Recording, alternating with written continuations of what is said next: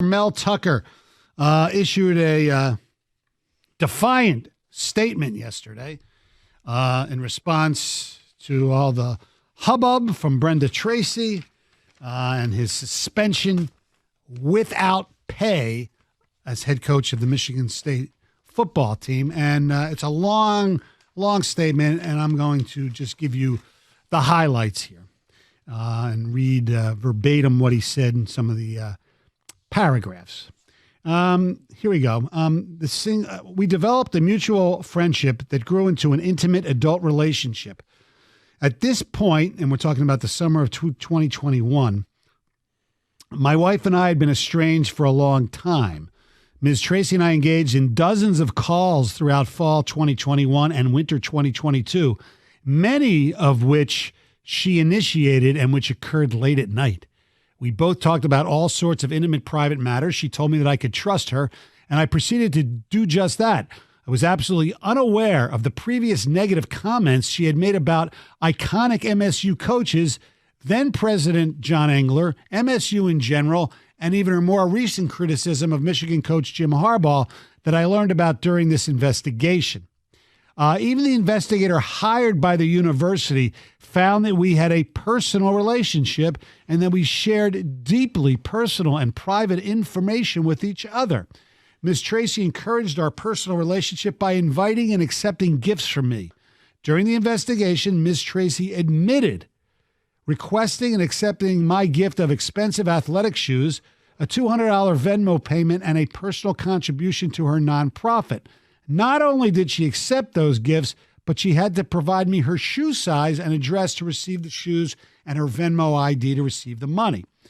It goes on. Well, I'm saddened by Ms. Tracy's disclosure of the sensitive nature of this call.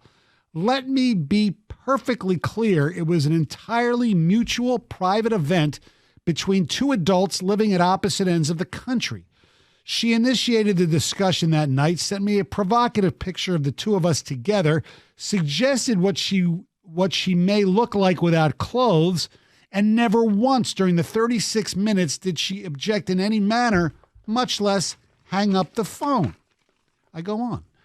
The investigation has not been fair or unbiased. I can only conclude that there is an ulterior motive designed to terminate my contract based on some other factors, such as a desire to avoid any taint from Larry Nassar or my race or gender.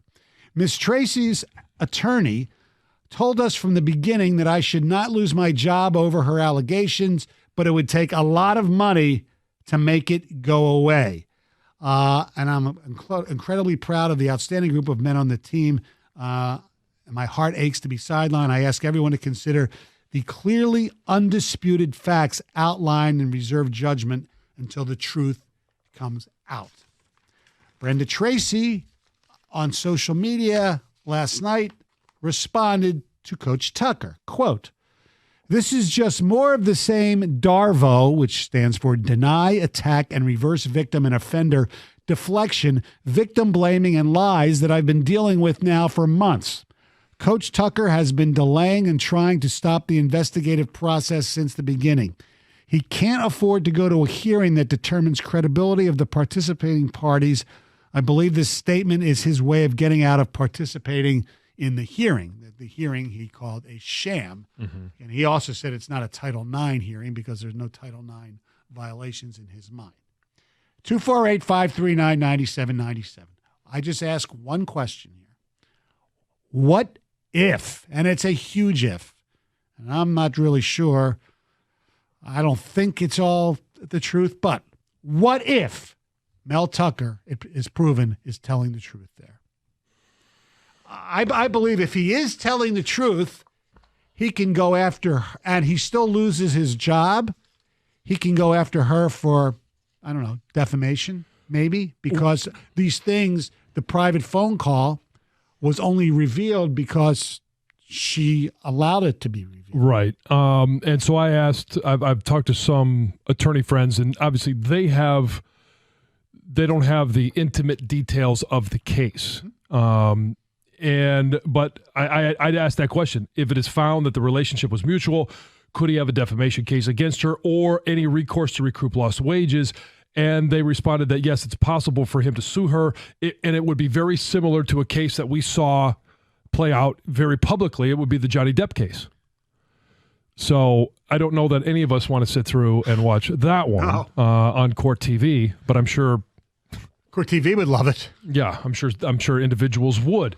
But that's his recourse if he feels like he has enough evidence to prove that he was not wrong in performing the acts that he performed, that he admitted to, that they both admitted to on that phone call. Now, look, yesterday we accused him of being the dumbest human being on the planet, basically. And if he's telling the truth, I won't say he's the dumbest human being on the planet. I will say that and I don't know where people their stance is on phone sex, consensual with another adult.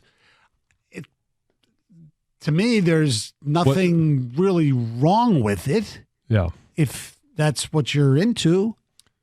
Sure, and it's not harming anybody. It's the circumstances that you're dealing with at the time. Right. Like he mentioned, he thought they were in a relationship and they were on both sides of the country. Yes. All right. So, I mean, that's kind of what happens if that's the case, if that's your circumstances. Right. Yeah, but did it ever get like, okay, he started to get physical, right? Is the way you can coin it. With himself, yes. Yes.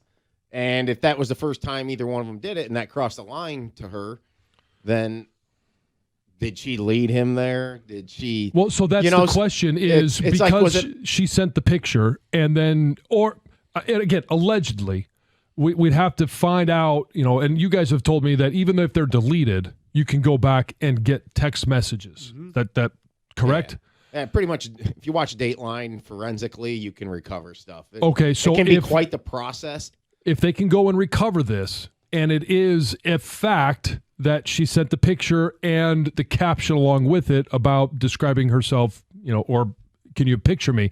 Like at that point, would a reasonable person believe that what he did was the next step, or would a reasonable person believe that that was crossing a line? I mean, it was sort of like they were at first base, and then he took it to second. I guess it depends on which base you believe. In the phone sex world of bases? Yes, I'm not sure. I don't know if that's a home run. No, I mean, I do think there's a legitimate line drawing here to even if she did send a picture and she wasn't nude, right? And instead imagine that this whole thing was like in some sort of cyber digital fantasy world to a degree. You know what I'm saying? Mm-hmm. Like flirtatious, taking it to the very edge, but then to actually engage in something, that's where she had the problem. Do we know if this was just regular phone call or was it FaceTime? I don't think nobody has said that there was a video component. Okay.